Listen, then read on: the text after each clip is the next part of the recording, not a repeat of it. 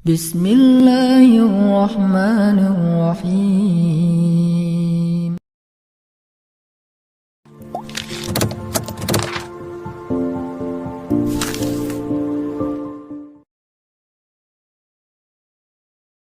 Apakah benar Allah di atas arsy? Dan apakah arsy harus kita rubah dari mana aslinya? Karena tidak mungkin Allah bergantung pada makhluk. Tayyib. Ar-Rahmanu 'alal arsy istawa. Surat Taha itu. Ya, Ar-Rahmanu 'alal arsy istawa. Allah Subhanahu wa taala dalam arsy-Nya istawa. Istawa, istiwa. Dalam memahami istiwa ini ulama sudah terbagi pada beberapa pendapat. Umumnya dua pendapat. Dua pendapat. Ada yang mengatakan sudah menempatkan sesuai dengan hukum ayatnya saja. Namanya tafwid. Tafwid itu mengembalikan makna kepada apa yang hanya diketahui oleh Allah Subhanahu wa taala. Qur'annya berkata Ar-Rahmanu, Allah yang Rahman itu 'alal arsy, di arsy istawa.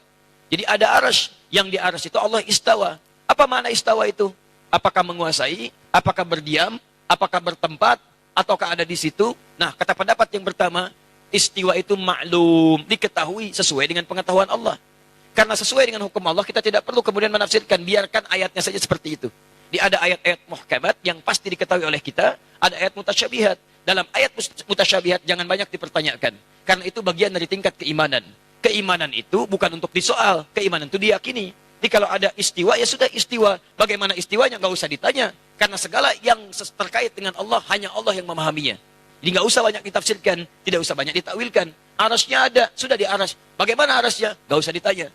Makanya kata Imam Malik rahimahullah, ya, lihat al-istiwa'u ma'lumun ma'rufun. Istiwa itu diketahui, itulah istiwa. Was-su'alu anhu bid'atun. Bertanya bagaimana istiwa di aras itu bid'ah. Jadi kalau kata Imam Malik, pertanyaan ini bid'ah. Maksudnya apa? Jangan banyak bertanya pada sesuatu yang sudah jelas aturannya. Bertanya pada sesuatu yang jelas sama dengan nanti membiaskan kita. Dan jangan pikirkan segala sesuatu tentang Allah. Pikirkan tentang kekuasaan Allah sehingga mendekatkan kita kepada Allah. Memikirkan segala hal yang terkait dengan ini. Pertama, apa faedahnya untuk antum? Tidak ada. Gak ada faedah, jangan perdebatan aja ribut. Gara-gara ini istiwa, ini bukan, ini takwil, ini bukan. Akhirnya pada ribut, lupa dengan ibadah, lupa dengan awas saling menghormati, lupa dengan saling silaturahim.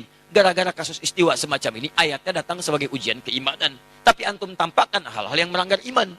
Saling mencela, melanggar keimanan. Makanya ketika ada larangan ayat Quran jangan mencela, dibuka dengan iman.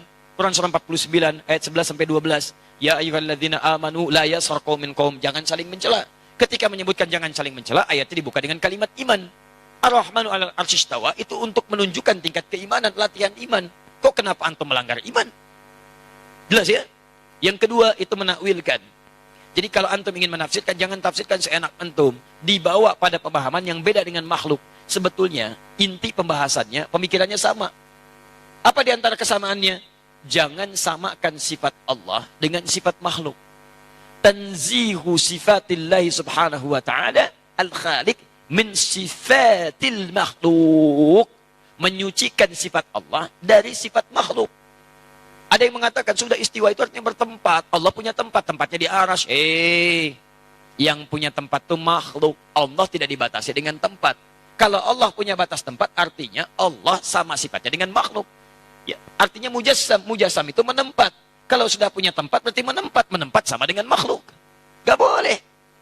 Kalau Allah kemudian butuh tempat, berarti punya kebutuhan. Sedangkan Allah maha luas. Laisa kamitslihi syai'. Allah menempat, berarti butuh tempat. Ketika Allah tidak ada di tempat itu, di mana Allah? Jelas ya? Nah, itu ada masalah dalam akidah. Makanya kalau antum ingin memahami ini, kalau ingin tetap memaksakan tempat, ditakwilkan. Takwilkan. Jangan dipahami demikian, tapi dipahami dengan nilai yang terkait dengannya. Apa diantaranya? Istawa, bimakna istaula. Menguasai, mengatur. Aras jangan diartikan dengan bertempat di situ. Ada begitu tidak? Artikan dengan di arasnya itulah Allah mengatur. Menguasai. Menguasai aras, menguasai alam dan sebagainya. Ustaz, ayatnya jelas, ngapain main takwil-takwil? Ada beberapa ayat yang memang kita harus pahami dengan takwil. Contoh, misal, teman-teman sekalian, wala takunu kalladzina nasullaha fa'ansahum anfusahum. Jangan kalian menjadi seperti orang yang lupa dengan Allah, maka Allah pun lupa dengan mereka. Awas, awas, hati-hati. Bahkan ayat yang tegas, fanasiyallah, maka Allah pun lupa dengan mereka. Saya mau tanya pada antum, apakah Allah punya sifat lupa? Allah punya sifat lupa enggak? Tidak. Waliyadzubillah. Oh, tapi Ustaz, biarkan kita mengartikan ayat itu. Lupa, biarin lupa aja. Sesuai dengan sifatnya Allah. Oh, bagaimana lupa sesuai dengan sifatnya Allah? Allah enggak punya sifat lupa. Makanya ketika antum ingin memahami sesuatu, mesti hati-hati. Kalau melihat pendapat ulama, langsung jangan diserang. Oh, ini Asy'ari. Asy'ari itu enggak boleh. Ini bid'ah, ini haram, ini dolalah. Sebentar, pelajari dulu kenapa beliau menyampaikan itu. Apa turunan tafsirnya? Apa pemahamannya? Kalau Anda sepakat, ambil. Tidak sepakat, tinggalkan. Misal, saya ingin seperti lebih selamatlah seperti yang pertama. Biarkan Allah di arsy menempat, tapi saya nggak mau tafsirkan. Sesuai dengan keterangan Quran aja. Ambil. Selesai. Dan jangan banyak dibahas. Gak usah banyak dibahas, termasuk jangan ditanyakan. Kalau antum ingin seperti tadi, boleh.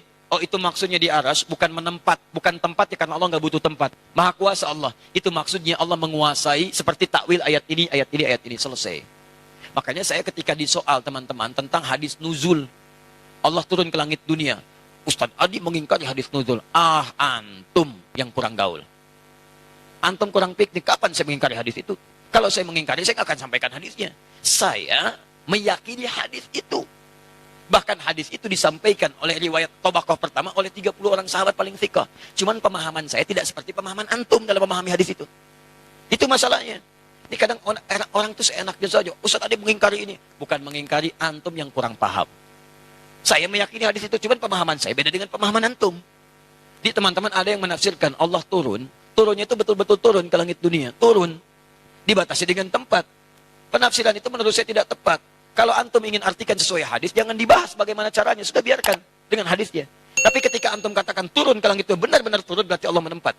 Itu mujassam. Nah, dalam nilai akidah, ada firqah disebut dengan mujassimah. Firqah itu menjadikan Allah berjism kepada makhluk yang semalam saya bahas itu. Di antara turunannya aliran sesat, kata Syekh Hashim. Siapa aliran sesat ini? Yang meyakini Allah mujassam.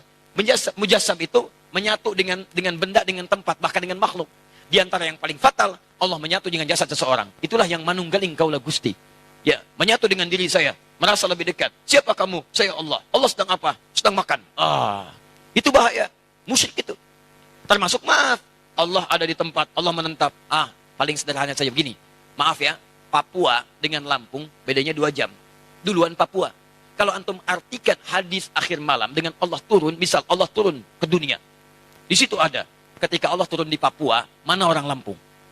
Ketika Allah turun di Lampung, berarti meninggalkan Papua.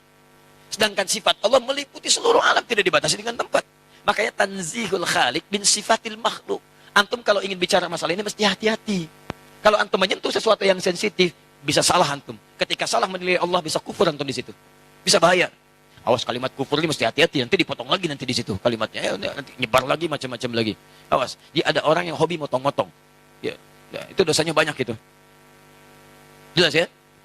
Cara paling gampang yang seperti itu. Kalau ingin paling gampang, sudah antum yakini saja, belum punya ilmu, diimani, jangan banyak dibahas. Termasuk pertanyaan seperti ini. Ya, simpan aja, yakini aja, jangan terlibat pada hal-hal diskusi yang tidak meningkatkan iman. Atau membuat antum justru saling meninggalkan ibadah, lupa dengan nilai-nilai yang lebih penting. Biarkan sifat Allah dengan keagungan Allahnya, sifat kita hanya sekedar mengikuti tuntunan Allah Subhanahu wa Ta'ala. Paham?